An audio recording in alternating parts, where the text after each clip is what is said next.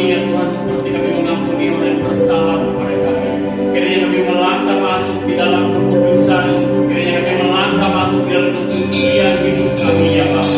Tuhan kudus, tahirkan kami dari segala pelanggaran, dari segala dosa, dari segala noda, dari segala pelanggaran kami, kesalahan kami ya Tuhan. Dari pikiran kami, perasaan kami Bapa, mulut kami, tangan kami, seluruh tubuh kami ini ya Tuhan. Kuduskan, sucikan kami semuanya. Tuhan sertai pada pagi hari ini. Tuhan sertai setiap gereja-gereja beribadah.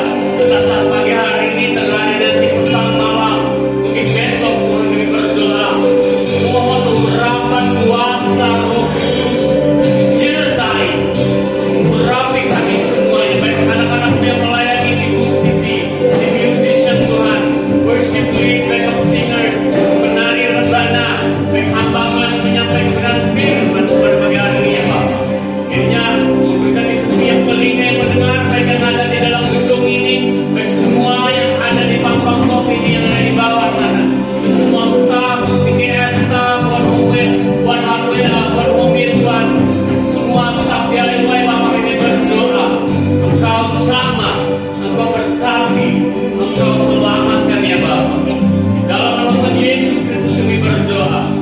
Semua anak Tuhan yang percaya katakan amin. Mari kita beri doa yang murni.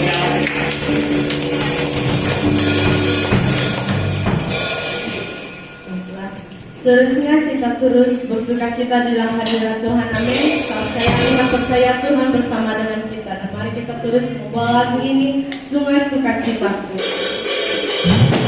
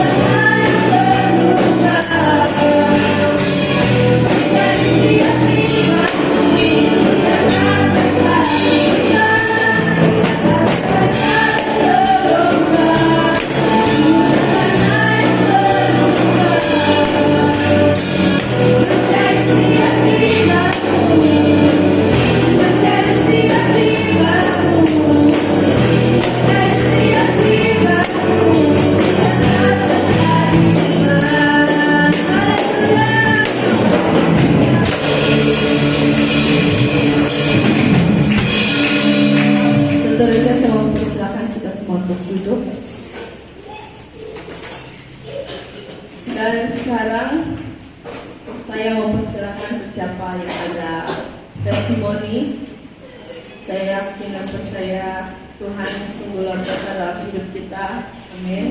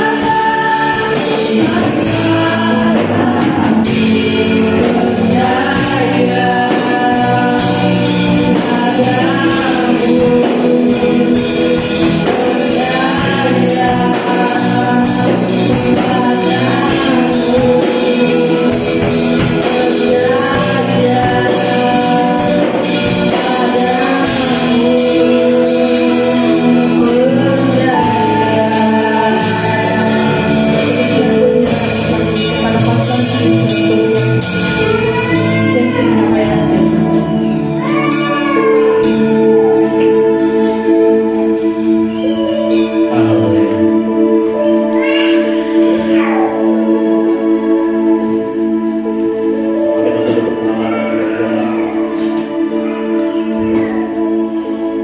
Bapa kami yang berada di surga, dikuduskanlah nama-Mu ya Tuhan di tempat ini, dikuduskanlah nama-Mu Tuhan di dalam hidup kami, dikuduskanlah nama-Mu Tuhan di kehidupan ini. Bapa kami mengucap syukur dan percaya bahwa Engkau satu-satunya jalan kebenaran dan hidup di dalam nama Yesus Kristus. Tuhan, tolong kami pada pagi hari ini ya Tuhan. Curahkan hikmat kebijaksanaan daripada surgawi. Roh Kudus pimpin kami semuanya, urapi kami dengan kuasa, sehingga kami dapat mengerti, sehingga kami dapat melakukan kebenaran firman, bukan didasari dengan sistem keagamaan, bukan didasari dengan peraturan-peraturan tradisi agamawi, tapi didasari dengan kebenaran firman Tuhan yang adalah pribadi Allah sendiri. Terima kasih Bapa, tutup bungkus kami semua dengan darah, sehingga dari kuasa setan, kuasa iblis, roh kegelapan yang coba mengganggu kami, sehingga kami hilang fokus. Dalam nama Tuhan Yesus Kristus kami berdoa dan mengucap syukur, dan semua anak Tuhan yang mengasihi Tuhan dan anak. So sekali lagi shalom untuk semua yang melihat lewat daripada recording ini. Oke, kami mengucap syukur sekali lagi diberi kesempatan untuk sekali lagi, dan we really think we need to do this often. Oke, selalu untuk merakam dan sharing kepada orang-orang yang memerlukan. Nah, tajuk kita pada hari ini, saudara-saudara yang saya kasih, adalah tentang Yesus versus dengan a religion. Oke, nah sebelum saya memulai, saya mau sharing di dalam Kolose pasal 3 ayat 2. Pikirkanlah perkara yang di atas, bukan yang di bumi. Amen. Dan saya percaya kita semua begitu fokus dengan apa dong? Penuh dengan kerisauan kita, ya kan? Dengan apalagi kita tahu yang dunia sedang tergoncang dengan macam-macam masalah. Bukan sih masalah keluarga, bukan sih masalah pribadi, masalah ekonomi, dunia, dan sebagainya.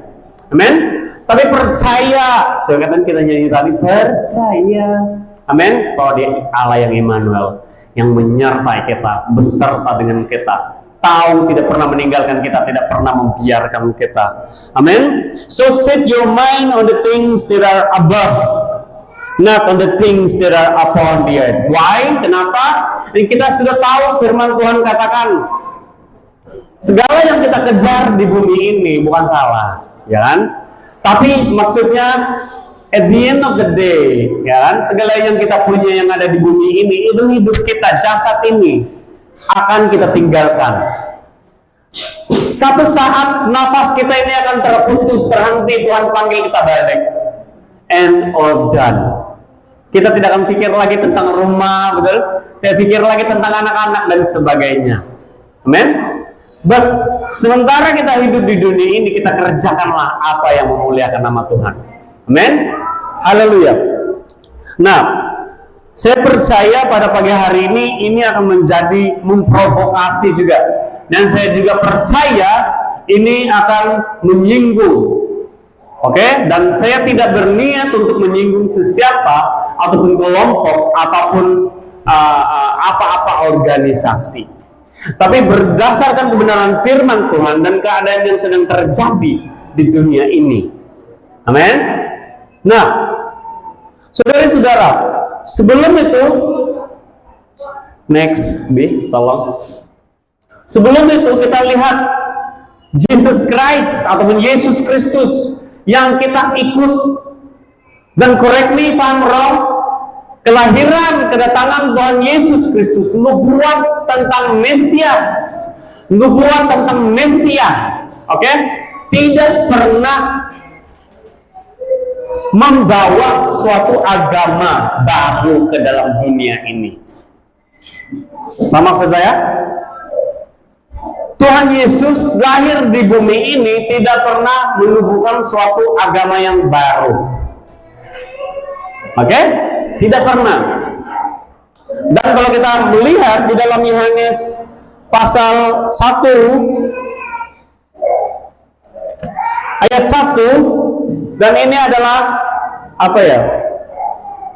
Saya percaya ini menjadi satu ayat hafalan yang dihafal oleh semua orang-orang Kristen, oleh semua orang-orang percaya.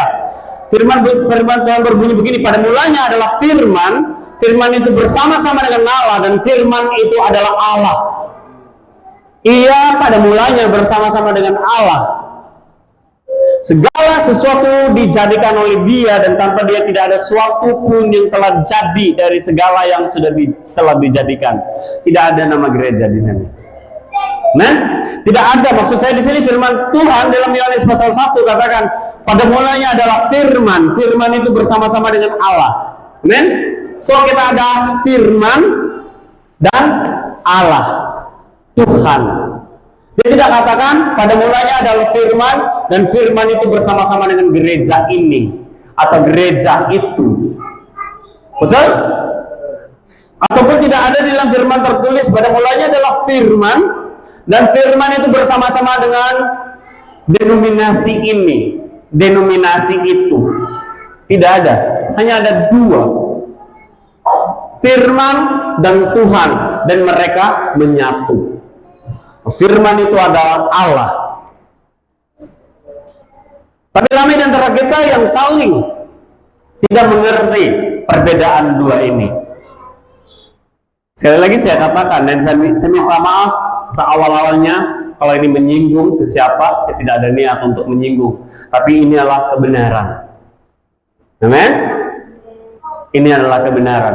Now, Jesus Christ atau Christianity bermaksud, salah satu maksudnya adalah is to do His will. Kekristenan bermaksud adalah melakukan kehendak Bapa yang ada di surga. Dari mana kita tengok itu? Agama. Pribadi Yesus Kristus. Dia katakan, dia bilang, Tuhan kalau boleh lalu cawan ini, tapi biarlah kehendakmu yang jadi, bukan kehendakku.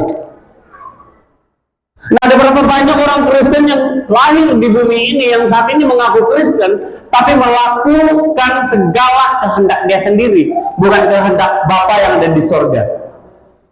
Paham maksud saya? Amin.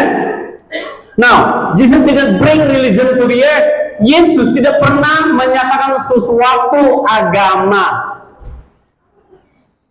Tidak juga Kristen, tidak juga agama apa. Saya tahu ada agama-agama yang lain klaim bahwa Yesus itu agama ini, Yesus itu agama itu, oleh proof-proof yang tidak relevan, proof-proof yang tidak boleh membuktikan bahwa Yesus itu adalah berasal daripada agama ini. Ya kan? Even kekristenan hanya lahir karena apa? Nama ejekan, nama olokan, pengikut-pengikut Kristus.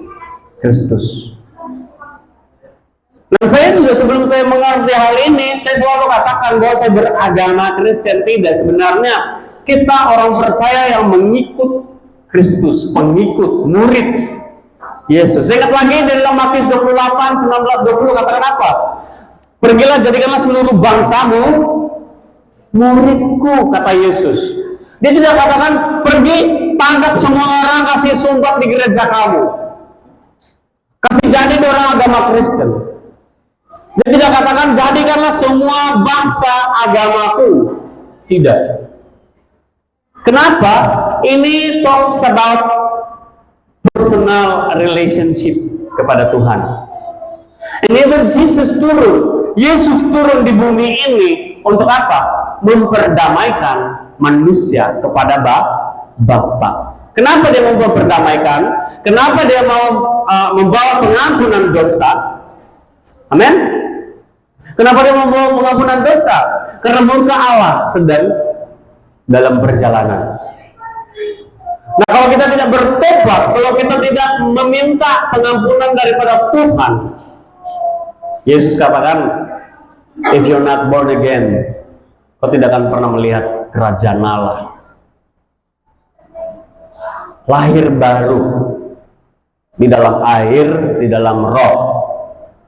Amin. Apa maksud semuanya itu? Dan kita harus pelajari kebenaran firman Tuhan, bukan dengan tradisi-tradisi gereja. Yang sedihnya saudara-saudara, ada banyak orang yang tidak mau mengikut Yesus. Kenapa? Karena mereka takut ketika mereka mati, mereka dikubur di mana? Wrong question. Yang patut kita tanya pada diri kita adalah ketika saya mati, saya akan pergi mana? Roh saya akan pergi mana? Ke surga atau neraka? Itu yang patut kita tanyakan. Bukannya nanti saya dikubur di mana? Nanti saya tidak di gereja oleh gereja ini.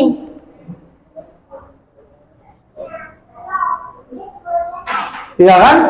Ada banyak orang tidak mau mengikut Yesus Kristus karena dia katakan, saya lahir dalam agama ini, saya akan mati dalam agama ini. Well, guess what, saudara-saudara yang saya kasihi di dalam Kristus? Agama tidak pernah menjamin apa-apa. Amin. Religion tidak pernah guarantee heaven. Amin. Religion tidak pernah menjamin surga. Jangan salah. Now, Jesus come to bring salvation and relationship to God.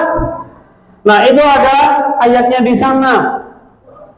Di dalam Ibrani, kita akan lihat. Ibrani 9:8.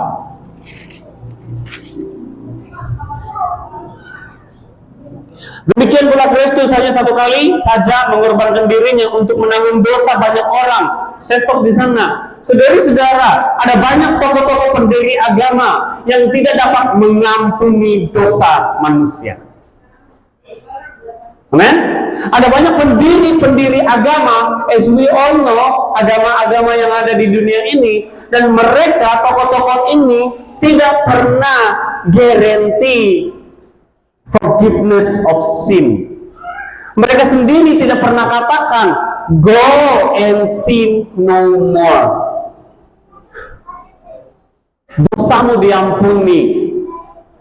Mereka tidak pernah mentahirkan orang yang kusta melakukan mujizat. Amin. Even mereka, ada beberapa di antara mereka yang ketika mereka sedikit lagi mau meninggal, mereka menyatakan mereka tidak pasti sama ada neraka atau surga. Kekristenan saudara-saudara di dalam banyak-banyak agama ini, banyak agama membawa menuju kepada Tuhan.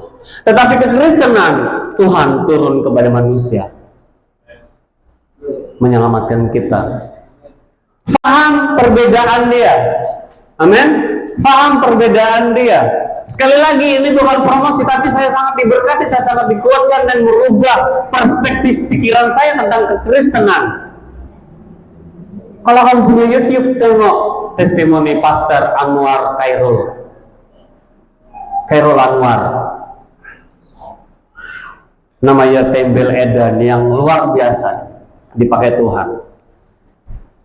Lepas itu firman Tuhan katakan apa?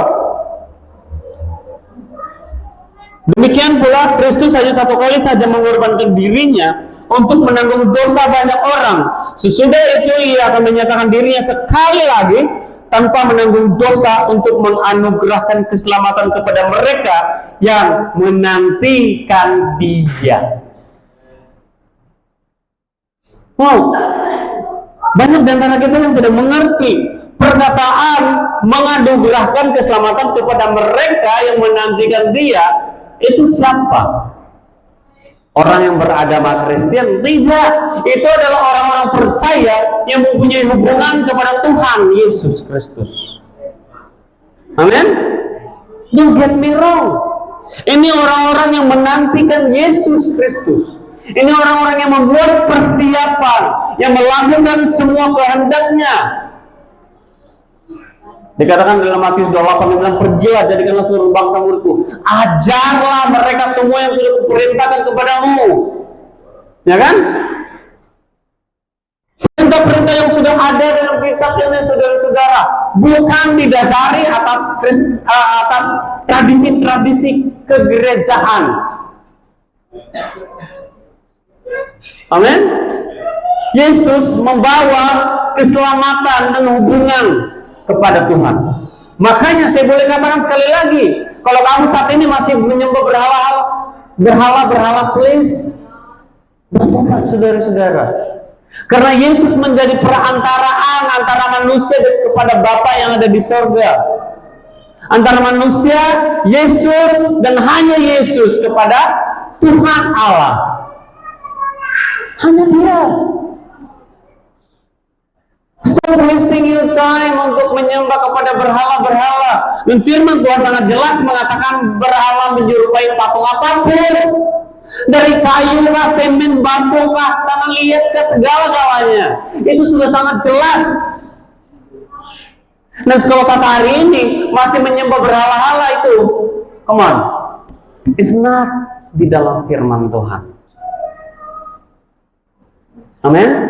Allah kita yang kita sembah itu adalah Allah yang roh, Allah yang tidak kelihatan tapi ada. Amin. Allah yang kita sembah itu jangan coba-coba. Ada banyak kesaksian di YouTube yang menghina Yesus. Akhirnya apa? Yang paling terbaru, kamu tengok yang festival di Brazil nanti tanggal 17, tanggal 19 apa terjadi dengan orang? Menangis, meratap. Ada satu orang di Indonesia, dia ambil Bible, dia katakan gini, dia kentut Bible. Lepas itu tengok, saya mati gak dalam 1 bulan ini? Dia cabar Tuhan kita. Kekristenan tidak pernah membalas kejahatan dengan kejahatan. Kalau orang itu melakukan, kalau dia buat guna Al-Quran, orang akan pukul dia di rumah. Tapi ketika dia buat kepada Alkitab yang adalah hidup dan penuh kuasa, next video dia untuk Bible 2-3 kali kalau saya tidak salah. Dia sabar.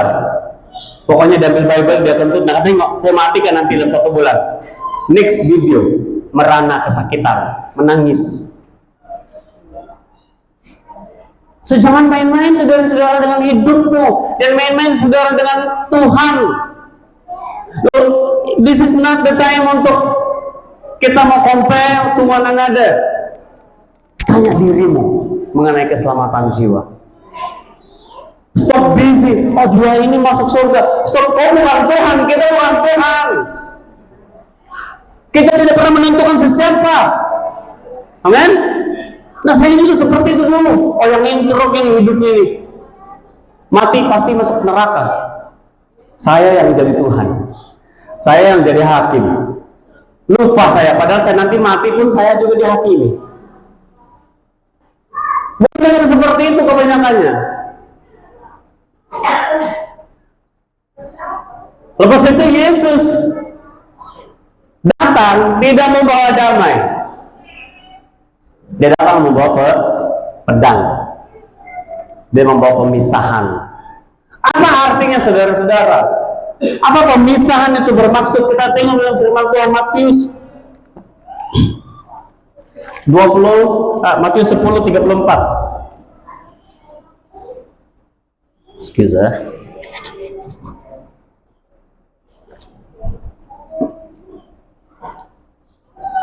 Dalam Matius pasal 10 ayat 34 dia katakan, jangan kamu menyangka bahwa aku datang untuk membawa damai di atas bumi. Aku datang bukan untuk membawa damai, melainkan pedang. Sebab aku datang untuk memisahkan orang dari ayahnya, anak perempuan dari ibunya, menantu perempuan dari ibu mertuanya, dan musuh orang ialah orang-orang seisi rumahnya. Apa maksudnya saudara-saudara? Ini adalah bukti bahwa mereka ini yang Tuhan keluarkan daripada kegelapan kepada terang. Mereka ini adalah mereka-mereka yang desperate mencari kebenaran. Makanya kekristenan tidak membawa peace di dunia ini. Dia membawa pedang, memisahkan. Apa maksudnya? Kita bukan bergaduh untuk mengikuti Yesus Kristus. Akan terjadi perubahan antara kita dengan dunia ini. Karena kita tidak lagi berasal di dunia ini. Kita tidak berasal di dalam dunia ini. Tapi kita berasal daripada surga. Ketika kita menyadari identiti kita yang sebenarnya, and we begin to hanya fokus dalam Kolose 3:2 tadi, memikirkan perkara yang ada di atas. And it is why pengikut-pengikut Yesus tidak peduli sekalipun mati, sekalipun menderita. 12 pengikut-pengikut dia, saudara-saudara, tidak takut. Dan selain daripada 12, dan ada banyak sejarah-sejarah. Salah satu yang paling memberkati saya adalah ketika seorang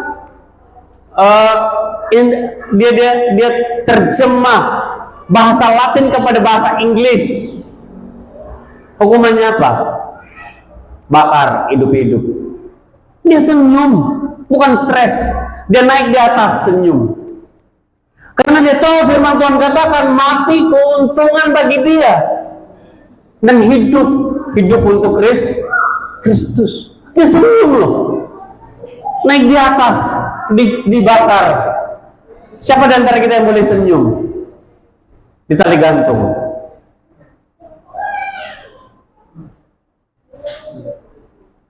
Di Bali 9, kalau kamu tengok kesaksian di Bali 9, mereka adalah orang-orang yang dipakai menjadi kedai dada, dan mereka adalah orang-orang pelayan-pelayan Tuhan di dalam penjara. Dan ketika hukum mati, mereka ditutup mata, ya kan, tutup mata, ditutup kepala dorang. Sebelum ditembak, dorang buka, berani menghadapi kematian. Kenapa? Dorang tahu, dorang bersama-sama dengan Tuhan Yesus Kristus. Dalam 8 orang mereka, ada 1 orang tidak percaya kepada Tuhan dan mereka injili dia. Kalau kamu masuk surga, mengaku dengan mulutmu bahwa Yesus Kristus adalah Tuhan, mati dan bangkit. Sebelum dia ditembak, dia mengakui. Kerabe. Dan persoalannya kenapa orang Kristen saat ini, kita akan melihat nanti apa yang Dr. Gandhi, Mahatma Gandhi katakan. And it's really betul-betul menampar ke muka saya sebagai orang percaya. Lepas itu dia katakan, Jesus come to bring life, over the way and the truth and the life. Tidak ada pendiri agama yang katakan I am the way, the truth and the life. Tidak ada pendiri agama yang kita tahu di dunia ini katakan akulah jalan, kebenaran dan hidup, seperti Yesus Kristus klaim. Dia adalah satu-satunya jalan, kebenaran dan hidup. Amin. Lepas itu, Jesus come to help people who in need. Siapa yang memerlukan pertolongan? Makanya nomor 1, sebelum dia mulai pelayanannya, dia katakan, repent, bertobatlah, sebab kerajaan Allah sudah dekat. Amin. Now, hari ini kalau kita katakan kepada seseorang, bro, bertobat, kita dikatakan judging. Betul kan? Kita kan ditolak, kita kan dimarah orang. Ketika kita katakan, bro, bertobat daripada dosa-dosamu, kita dicakap, kau siapa? Don't judge me. Betul kan? Ketika kita menyatakan dosa-dosa yang orang sudah lakukan, dan kita katakan, bro, bertobat, kau akan diselamatkan. Sakit hati, tidak mau terima. Betul? Apalagi kalau yang menegur itu mudah. Contoh si Annalyn sama si Carol itu beza berapa tahun itu. Dan itulah mereka bergumul. Yang satu, kurang asam nih anak muda, tegur saya. Susah untuk menerima teguran. Tapi kalau itu untuk menyelamatkan kita, firman Tuhan katakan, berbahagialah mereka yang bertelinga dan mendengar. Next book. So it was man invented religion for own benefits. Kenapa saya katakan seperti itu? Karena saudara-saudara, kalau bukan orang yang menciptakan agama, oke? Dan kalau Tuhan yang menciptakan agama, biasanya seperti ini. Tidak ada orang akan tersakiti oleh agama. Maksud saya, kalau Tuhan yang invented kekristenan, tidak ada orang yang terluka oleh kekristenan, oleh mega Kristen. Tidak ada. Tapi yang hanya ada, orang membuat ini karena ya semua follow saya. Saya mau banyak orang ikut saya.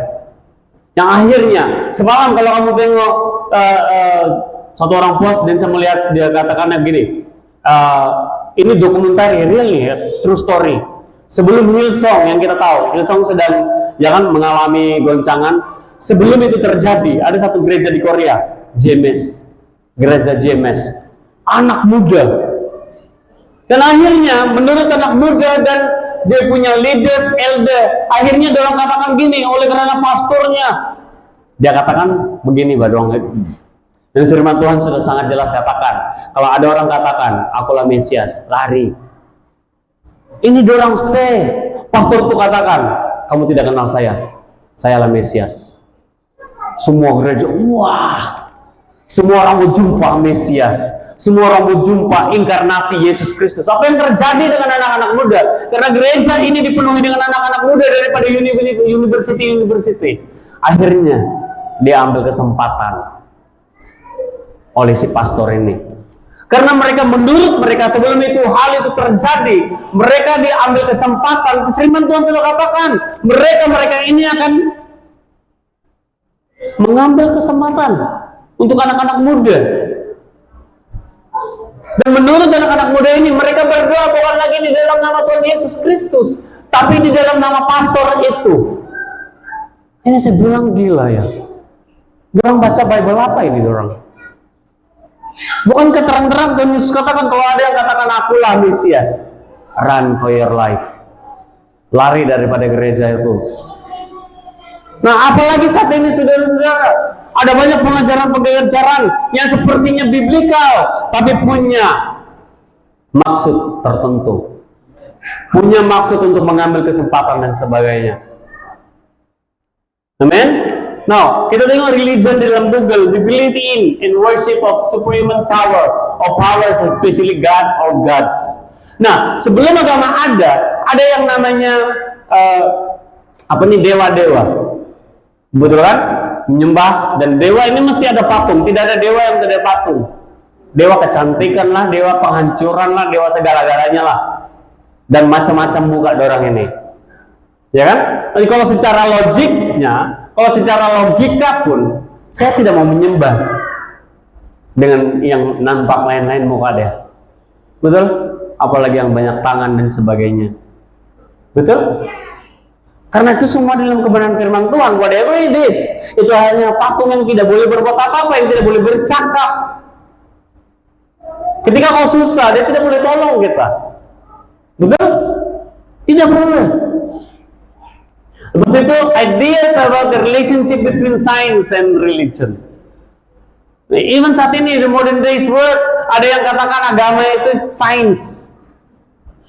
Tiada agama, sains adalah segala sesuatu ini sains. Betul? Lepas itu, a particular system of faith and worship. Hanya suatu sistem penyembahan, suatu sistem iman. Nah, kalau kita hanya mengikut sistem ini yang sudah direkayasa oleh orang-orang tertentu yang bergelar profesional di dalam praise and worship team dan lighting dan sebagainya, saya tidak katakan itu salah. But at the end of the day, membuatkan seseorang itu akhirnya mengakui bahwa diri dia adalah etis, itu pun bahaya. Mengakui bahwa Roh Kudus itu just a feeling, itu pun bahaya, saudara-saudara. Kenapa? Dan saya percaya ini, mereka tidak ada di dalam Yesus, di luar Yesus. Nah, firman Tuhan katakan, di luar aku kamu tidak boleh berbuat apa-apa. Sejauh manapun mereka berusaha untuk mau bertumbuh dan kekuatan mereka sendiri dengan program-program gereja yang luar biasa, betul? Akhirnya hanya mereka hanya based on feeling. Pergi gereja kenapa? Wah, gereja kami keren, ramai orang, ribuan orang, auditorium, betul? Kita kalau cek gereja kamu mana? Atas kedai, baru sewa.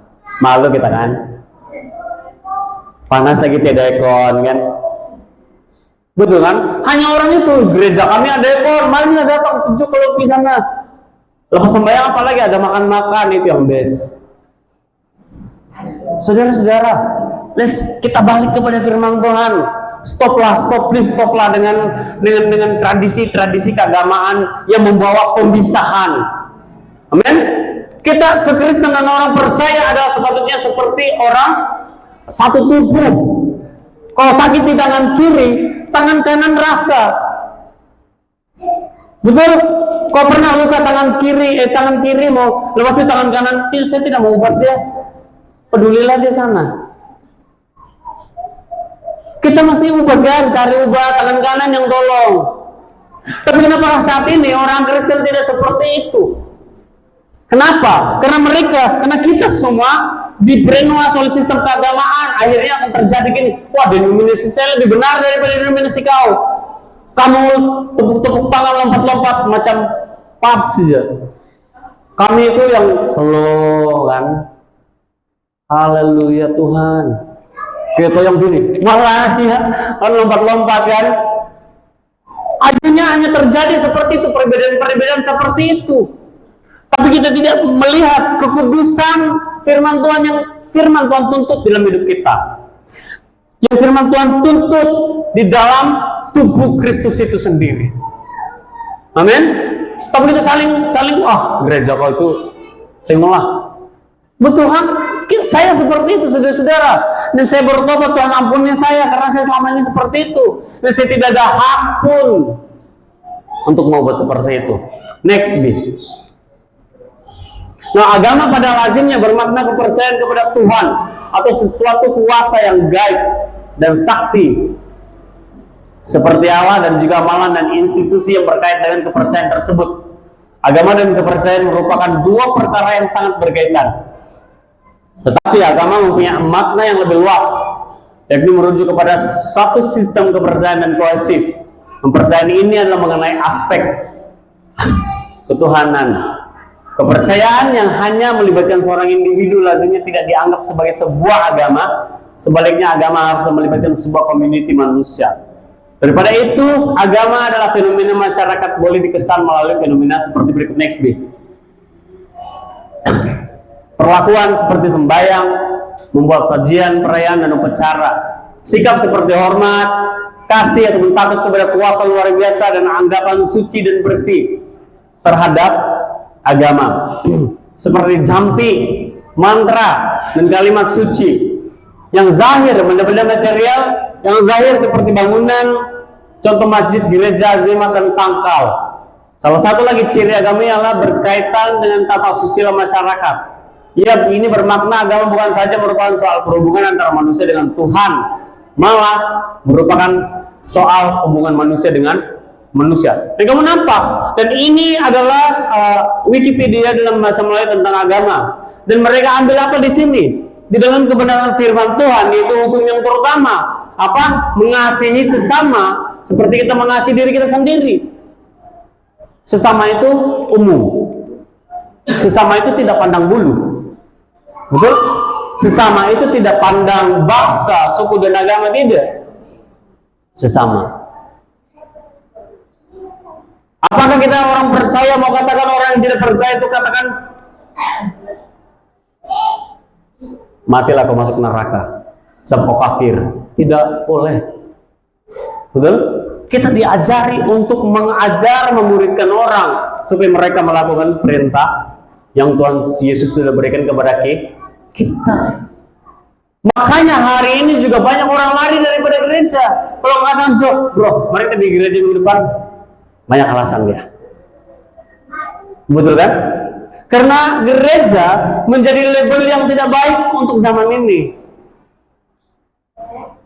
Kalau dalam community Filipina, ya kan? Aku masuk di sana, keluar dari gereja cispis. Itu reality yang terjadi, saudara-saudaraku. Dan ketika saya mendengar itu, saya malu lah. Saya sangat malu. Makanya orang stay away from the church. Saya tidak tahu dengan bangsa-bangsa lain, tapi ini yang saya dengar dengan bangsa kita.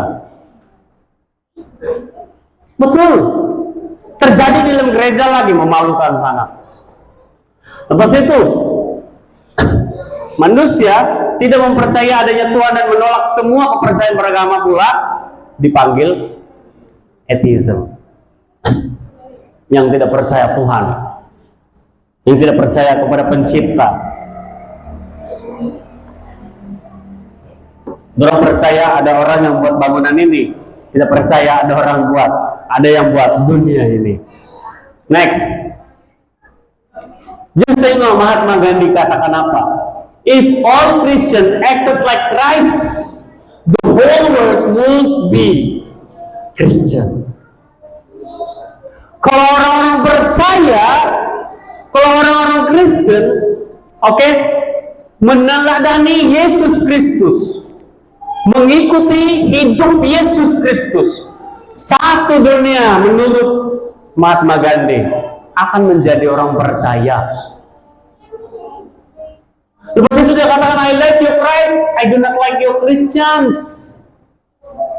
Meaning to say saya, meaning to say kamu. Your Christians are so unlike your Christ. Hati saya hancur, saudara-saudara. What have we done? Apa yang sudah kita lakukan dengan hidup kita yang Tuhan sudah berikan kita menjadi orang percaya? Betul kan? Dia sendiri katakan kalau orang-orang Kristen mengikuti jejak langkah Yesus, tolak agama denominasi, satu dunia ini akan dimuridkan oleh kepada Yesus Kristus. Makanya saya katakan, agama di-invent oleh orang-orang tertentu untuk apa? Benefits, untuk keuntungan sendiri, untuk mendapat pujian, bukan lagi glory for him, glory for us. Itu yang gereja kami, tidak boleh lawan. Gereja-gereja yang akan hancur, gereja-gereja yang akan runtuh kalau ada gempa bumi. Ya kan? Dan dikatakan apa? I like you Christ, I do not like you Christians. Your Christians are so unlike your Christ. Karena kekristenan orang-orang Kristen saat ini tidak sama seperti Kristus. Hanya nama Kristen, tapi tidak mengikuti siapa yang kita bawa namanya itu, yaitu Kristus. Christ itu sendiri.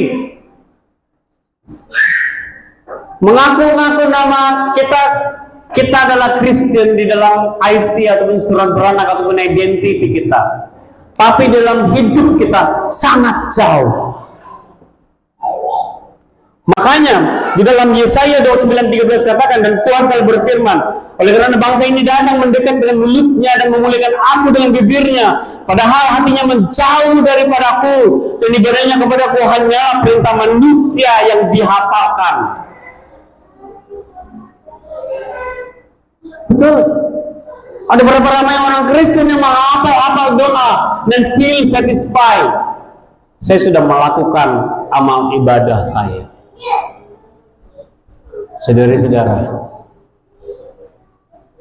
ada satu testimoni anak muda, dan dia bukan orang percaya. Ketika dia pergi gereja menyembah, Roh Kudus sentuh hatinya, dia nangis for the first time. Dia katakan, saya tidak pernah seperti ini.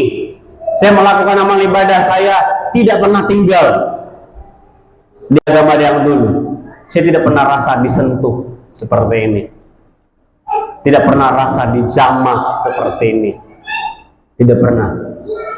Hanya pekerjaan Roh Kudus saja. Walaupun di dalam agama dia itu dia sembahyang satu hari, tidak pernah tinggal sembahyang dia. Khusyuk, fokus pun fokus, taat pun taat, tidak pernah dijamah Roh Kudus. Hanya di dalam Kristus Yesus. Nah, sejauh mana kita menjadi orang yang mengikuti Kristus?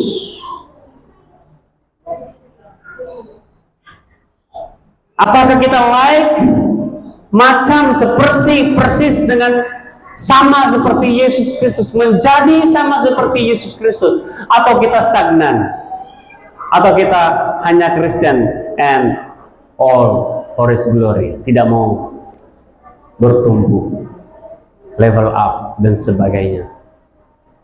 Hanya kita satisfy untuk menjadi orang percaya. Saudara-saudara, ada orang katakan, historian katakan, kalau Mahatma Gandhi pada waktu itu percaya kepada Yesus Kristus, memberi hidupnya kepada Yesus Kristus, dunia ini akan jadi lain. Kenapa? Siapa yang tolak dia? Agama. Yang tolak dia gereja. Karena pada waktu itu terjadi resis antara kulit putih dan kulit gelap. Dan dia juga bukan orang yang tidak tahu firman Tuhan, tahu. Dia belajar. Nah, ketika dia mau melihat seperti apakah church, seperti apakah murid-murid Yesus, seperti apakah orang-orang percaya mau datang ke gereja, akhirnya ditolak. Hey black people, kau tidak di-allow untuk datang di tempat ini. Kau tidak dibolehkan, kau tidak diizinkan masuk di dalam gereja ini, karena ini gereja kulit orang-orang kulit putih. Akhirnya dia terluka. Di mana kebenaran firman Allah bahwa Allah itu melihat, memandang bulu? Di mana ada katakan di sini Tuhan hanya menyelamatkan orang kulit putih? Tuhan hanya menyelamatkan bangsa ini. Di mana?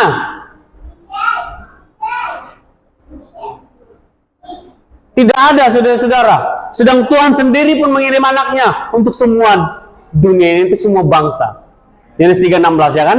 Karena begitu besar kasih Allah akan dunia ini, tidak mention pun bangsa apa, tidak mention pun kulit putih, mata biru, mata hijau kah, rambut rebonding, rambut keriting. No, semua kita sama. Tuhan mengasihi, berikan kasih karunia-Nya untuk seluruh dunia ini. Tapi kenapa ada orang percaya, ada orang Kristen yang ini duit kita, ini kelompok kami, kelompok kamu di luar sana. Kenapa? Apakah Yesus juga seperti itu? Tidak, saudara-saudara. Tidak pernah. Dan ketika saya baca ini, saya hancur sebagai orang percaya. Saya malu sebagai orang Kristen. Next, B. No, the difference between religion and Jesus is powerful living. Anything that doesn't look like the radical love of Jesus is not normal Christian life. Most of the world hasn't actually rejected Jesus. They just rejected Christianity as a religion. Any Christianity without Christ is just another religion. Betul kan? Ada banyak gereja-gereja yang tidak ada Kristus di dalam dia, yang hanya ada apa?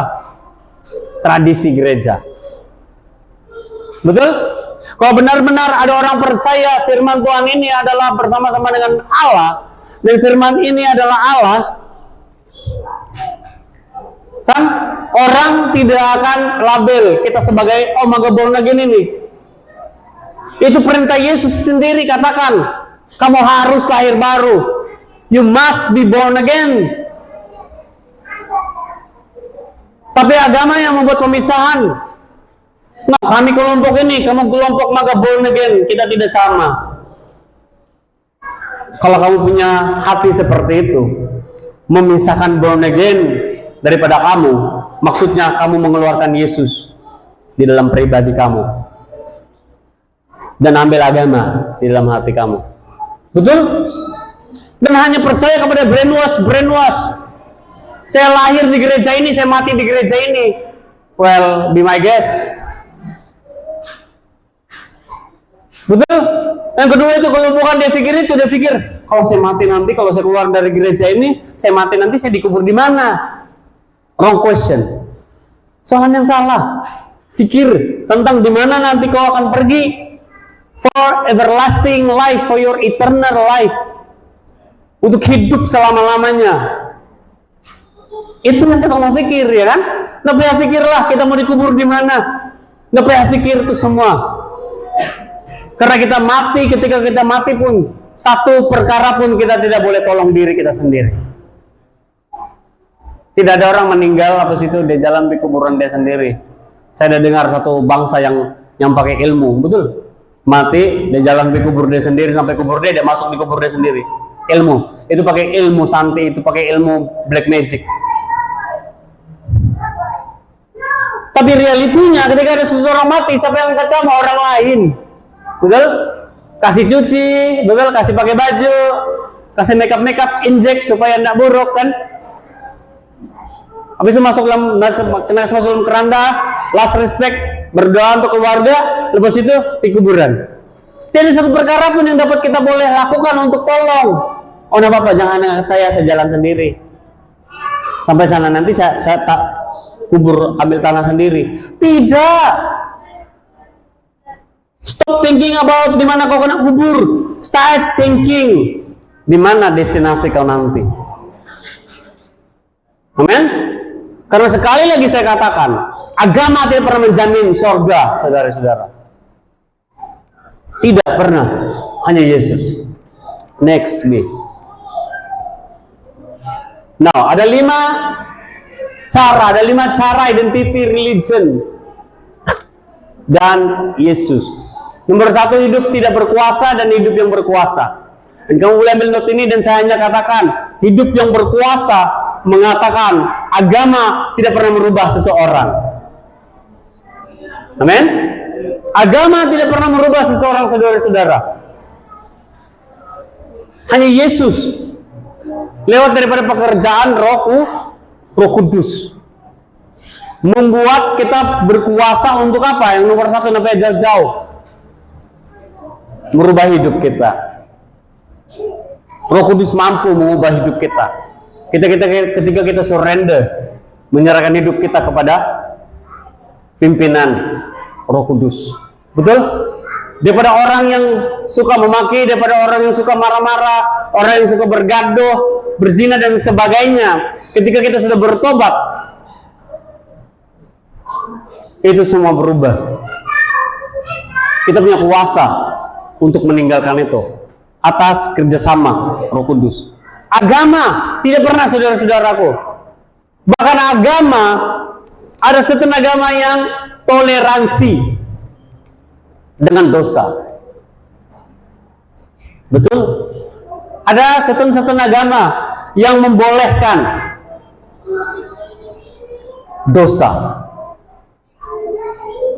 Salah satu, saya mau katakan ini dengan jelas. Ada satu soalan, dan ini mengecewakan saya dan juga sangat lucu lah menurut saya, ya kan? Dan saya katakan ini bukan condemn. Ada satu father ditanya, "Father, bolehkah seseorang itu main judi online?" Jawaban dia apa? Saya expect jawaban yang bernas according to the word of God. Jawabannya gini, boleh. Yang penting terpimpin. Wait. Terpimpin main judi online. Siapa yang pimpin? Holy Spirit pimpin. Holy Spirit yang pimpin main judi. Come on. Dia katakan asalkan kau tidak tamak. Nanti kalau kau menang jackpot itu dia bilang nanti itu duitnya bagaimana? Kalau kau makan sendiri dia bilang itu memang dosa. Dan saya sakit kepala, tambah saya sakit kepala. Kenapa ini terjadi? Dan saya hanya tahu satu jawaban. Mereka takut, jemaat mereka lari. Mereka takut, mereka akan dibenci. Saudara-saudara, kekristenan kita dikaruniakan juga untuk menderita. Bukan hanya sekadar untuk percaya, tapi juga menderita bagi Kristus Yesus. Ya kan? Macam manalah sebagai seorang fadi boleh katakan seperti itu? Tidak langsung menolong. Amin. Hidup yang berkuasa adalah ketika kita perlu transformasi, terjadi perubahan hidup. Salah satu testimoni terdekat adalah Apa nih Pastor Khairul Anwar tuh, kamu tengok testimoni hidup dia luar biasa. Berubah. Transform menjadi sesuai dengan yang Tuhan mau dia jadi. Lepas itu kita disertai pula, ketika kita berdoa dan sepercaya kita semua alami kan, didoakan sembuh, betul, usir kuasa setan, lari setannya, betul kan? Saya percaya kita mengalami seperti itu. Ketika kita mendoakan orang yang sakit sembuh. Kenapa? Karena Allah bekerja di dalam kita. Tapi agama tidak pernah. Minta satu Bible sih dia tidak layan kau. Minta satu biji Bible, kau perlu jumpa ini, jumpa itu, jumpa ini, jumpa itu. Sampai di sana, ada Bible kau dapat. Wow. Orang mau mencari Tuhan lah. Kenapa mau disulitkan, ya kan? Kenapa mau disulitkan? Orang minta dibaptis, perlu 1 bulan. Come on lah. Common sense, please. Betul, lain macam cerita Pastor Khairul Anwar tuh. Waktu dia, Pastor, bolehkah saya dibaptis? Tapi mau 1 bulan lagi dia kasih tunjuk pistol, besok dibaptis terus dia. Kenapa seperti itu, ya kan? Firman Tuhan juga tidak ada katakan seperti itu. John the Baptist pun tidak pernah. Oke, kamu baris dulu 1 bulan kemudian baru kamu dibaptis. Even Petrus, even siapapun. Nah, kenapa gereja harus buat seperti ini? And we are feeling okay. Come on lah, common sense. Kalau ada 1 orang tua yang minta dibaptis hari ini, dan dia sendiri kan, Pastor saya tidak kuat lagi mau belajar. Lepas itu ditambah pula, kalau kau lulus sangkal, baru kau boleh dibaptis. Nah kalau sangkal gagal, another one man. Come on lah, be realistic. Sesuai dengan kebenaran firman Tuhan. Kalau kebenaran firman Tuhan itu ada katakan, tunggu 1 bulan dulu baru dapat dibaptis. Saya pun ikut.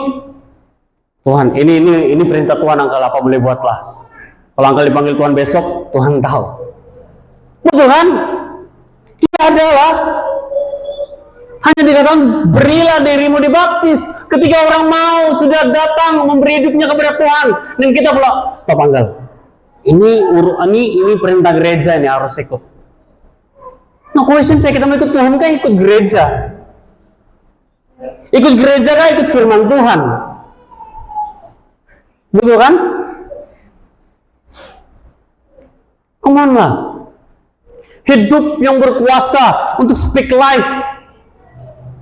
Makanya saya bersyukur juga ketika Tuhan antar di tempat ini, dan saya tidak katakan, dan kita harus menjaga apa yang kita boleh langgar, apa yang kita tidak boleh langgar, sesuai dengan kebenaran firman Tuhan. Dan kami tidak pernah peduli dengan apa yang orang katakan. Dan ada yang katakan dengan kami, banyak yang orang mulai tidak senang dengan apa yang kita lakukan di tempat ini. Dan saya katakan haleluya. Well, kami datang di tempat ini tidak mau please siapa-siapa, tidak please kami, tidak please kamu, hanya untuk please Tuhan. Amin. Dan ketika saya dengar seperti itu suruh dikatakan, ada orang tidak senang, orang-orang terdekat lagi. Dan saya katakan haleluya, puji Tuhan. Kenapa? Kami sudah respon. Filipi 1:29. Betul? Maksudnya karunia untuk mau menderita, betul? Karunia untuk yang orang mulai tidak suka dengan kita itu mulai ada. You know, it's all for His glory. Apakah kita hanya mau memuliakan Tuhan ketika kita disuka, betul? Tapi tidak mau memuliakan Tuhan, ada orang yang benci pada kita. Now it's time to think the way we react to them. Amen. Dan next, lepas itu yang kedua, next lagi.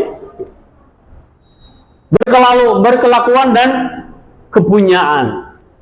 Dan gereja hanya berkata tentang sikap, sifat, dan sebagainya. Tapi Yesus berbicara tentang memiliki. Berbicara tentang owning. Ketika kita menyerahkan hidup kita kepada Yesus Kristus. Dan hidup kita ini milik Kristus Yesus. Oke? Ketika kita memberi diri kita kepada Yesus Kristus, maksudnya kita hidup bukan untuk hidup kita lagi sendiri, untuk diri kita sendiri, tetapi Yesus yang memimpin hidup kita ini. Sekali lagi saya katakan, sesuai dengan kebenaran firman Tuhan, kita harus menjaga kekudusan hidup kita, lalu tidak pikiran, nanti perasaan mulut kita. Tidak boleh sama, menjadi sama seperti dunia ini. Terang gelap tidak boleh menyatu. Dunia dengan Tuhan juga tidak boleh menyatu. Amin? Kalau kamu adalah orang Kristen yang oke dengan ini semua, berhati-hati saudara-saudara. It's not really okay. Kalau kita milik Kristus, meaning to say, setiap hari kita tanya dia apa yang kita mau buat setiap hari. Setiap hari kita tanya kepada Tuhan, betul kan? Now what? Itu dia apa yang kami mau buat, and so on. Dia akan memimpin, dia akan lead kita. Karena hidup saya sudah diserahkan kepada Tuhan. Hidup saya sudah diserahkan kepada Yesus Kristus. Dan tiada alasan pun untuk kita boleh suka jalani hidup kita ini sesuka hati kita. Amin. Lepas itu next, yang nomor 3, next lagi, cemburu dan pemerkasaan, empowering. Now, di dalam gereja sendiri ada berapa banyak orang yang iri kepada sesama? Betul? Ada banyak orang yang diam-diam, yang shalom-shalom, di dalam hati ada benci-benci. Tetapi Yesus memperkasakan kita, menguatkan kita. Dikatakan apa? Kasihilah musuhmu. Betul kan? Kenapa banyak di dalam gereja yang katakan di dalam gereja, tetapi di jemaat dia penuh dengan benci di dalam hati kepada sesama? Karena mereka tinggal di luar Tuhan. Karena mereka tidak ada Yesus di dalam hidup mereka. Understand the difference. Yesus dan agama. Di manakah kita berpihak? Di manakah kita berdiri? Yesus atau agama? Kalau kita berdiri di dalam Yesus, saudara-saudara, kita tidak akan pernah membenci. Kita tidak akan pernah iri hati. Kita tidak akan pernah rasa macam tersabar antara satu sama lain. Sekali lagi saya katakan, kekristenan itu berbicara mengenai perlombaan, menghabiskan perlombaan itu saja. Tidak berbicara tentang nomor 1, nomor 2, nomor 3. Tetapi saat hari ini banyak orang Kristen yang takut kalau menjadi nomor 2. Betul? Menjadi perlombaan yang tidak sehat. Menjadi perlombaan yang pentingkan diri. Sanggup menjatuhkan saudara-saudari di dalam gereja demi menonjol di dalam gereja. Merasa member church yang paling baik, merasa member church yang paling hebat. Betul kan? Itu yang terjadi sekarang ini di dalam gereja. Karena gereja, banyak orang-orang percaya di dalam gereja tidak tinggal di dalam Yesus dan Yesus di dalam mereka. Kenapa saya katakan seperti itu? Karena saya menyaksikan ada banyak orang-orang yang bergereja, yang beragama, ada kepahitan, kebencian di dalam hati. And why is that? Karena mereka tinggal di luar Tuhan. Tidak boleh mengampuni. Tidak boleh mengasihi. Betul? Yesus tidak pernah mengajar kita untuk membenci. Even dia katakan, barang siapa membenci itu sudah sama levelnya dengan membunuh. Ya kan? Ketika kita benci someone, itu sama standarnya ketika kita tikam orang atau tembak orang.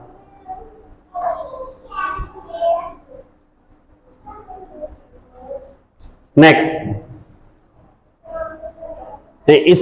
isolasi dan hubungan. Nah, agama, masih saya katakan tadi, terjadi racism di dalam agama. Terjadi puak-puak bangsa ini, ya kan? Bangsa itu, betul? Grup-grup cantik-cantik, grup tidak seberapa cantik, grup yang pendek-pendek, grup yang tinggi-tinggi, grup yang putih-putih, betul?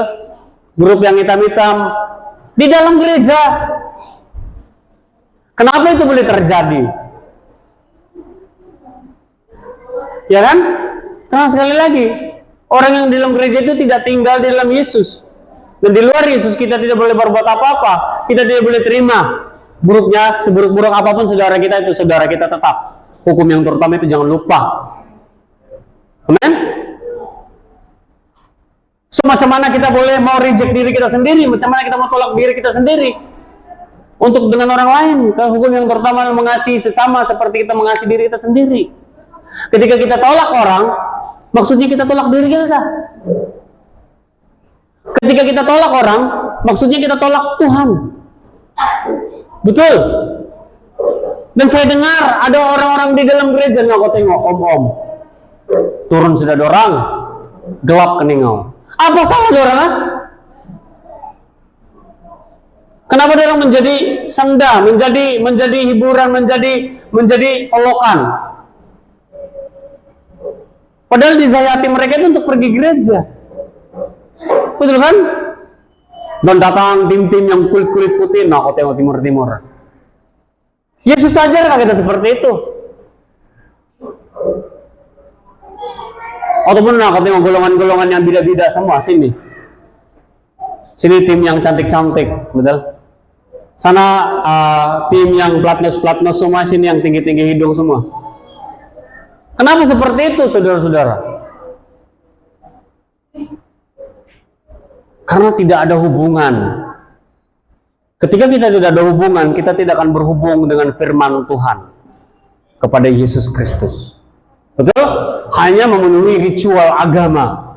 Pergi gereja, bagi offering, haleluya, puji Tuhan, pulang. Sampai rumah yang ada cerita, wah tadi punya bidan nih orang. Come on lah, church, betul kan? Shanti sebelah tadi, nak punya wangi dia. Kalau lama lagi si pastor khotbah pengsan sudah saya. Kenapa itu terjadi, saudara-saudara? Betul kan? Ini reality. Dan kita mulai, karena iblis tidak pernah duduk diam. Sekali lagi saya katakan, iblis tidak pernah duduk diam. Dia coba ambil kesempatan di dalam kesempitan. Betul? Dan ketika ada orang yang duduk di sebelah kita dan kita tidak anggap betul dan mendengar firman Tuhan pun, itu kita sudah lari, tidak paham sudah. Karena kita dalam hati kita, wah iya, truk juga orang di sebelah ini. Saudara, kau sendiri, hello. Tubuh Kristus itu sendiri. Come on. Betul kan? Coba cek di dalam diri kau itu, betul? Apalagi kalau kuku-kuku kita, betul, kuku kaki yang ada daki-daki dia. Wangi kah tidak wangi? Coba. Kau mengasihi juga kan? Betul kan? Kenapa saya katakan kau mengasihi? Ketika kau potong, kau ambil dia, kau hidup lagi, betul kan? The same way. Kenapa kita harus mau condemn orang? Oleh karena perkara-perkara yang membuatkan kita hilang fokus kepada Tuhan. Betul? Sepatutnya kita ada penguasaan diri lah, bah. Tuhan terima kasih. Fokus kepada Tuhan, balik kepada Dia. Karena ketika kita menolak sesama, maksudnya kita menolak diri, menolak Tuhan. Next. Kesamaan dan penerimaan. Now, di dalam ini salah satu pergumulan saya adalah saya pribadi pernah juga mengecam orang-orang yang hidup di dalam dosa. Pernah juga mengecam orang-orang yang tidak mau bertobat. Mengecam ini sense of yang, kenapa kamu tidak mau bertobat gitu lah. Susah sangat kamu bertobat gitu kan. Tapi sekali lagi kita punya keputusan, tidak sama. Kita yang buat keputusan kita sendiri, and yang merubahkan kita itu bukan siapa-siapa, tapi Tuhan. Amin. Yang kita tidak ada hak. Even saya sendiri dulu pun tidak pernah berpikir bahwa saya boleh berubah dan bertobat. Hanya dengan pekerjaan Tuhan di dalam hidup kita yang boleh merubah hidup kita. Amin. Nah, ketika saya datang kepada Tuhan Yesus dengan segala macam dosa, Tuhan tolak saya tidak? Dia terima. Dia hanya satu katakan, anakku yang mati sudah bangkit, hidup balik. Betul kan? Tapi gereja, nih kalau mati confirm neraka. Betul? Teruk betul dia ini, hancur betul hidup dia ini. Baru tuh jauh-jauh lagi dari dia. Betul kan?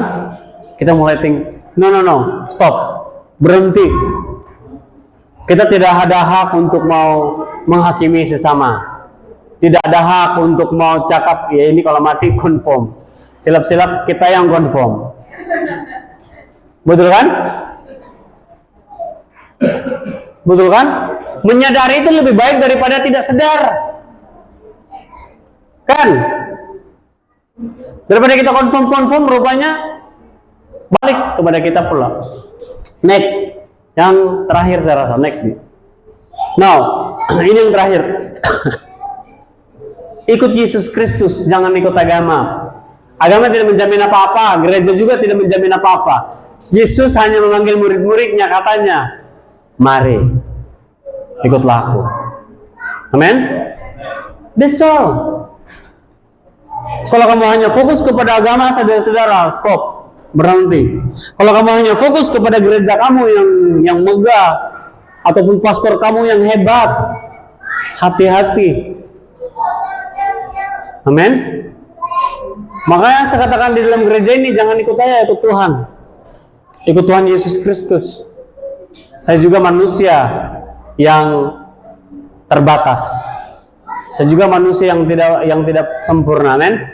None of us perfect di tempat ini.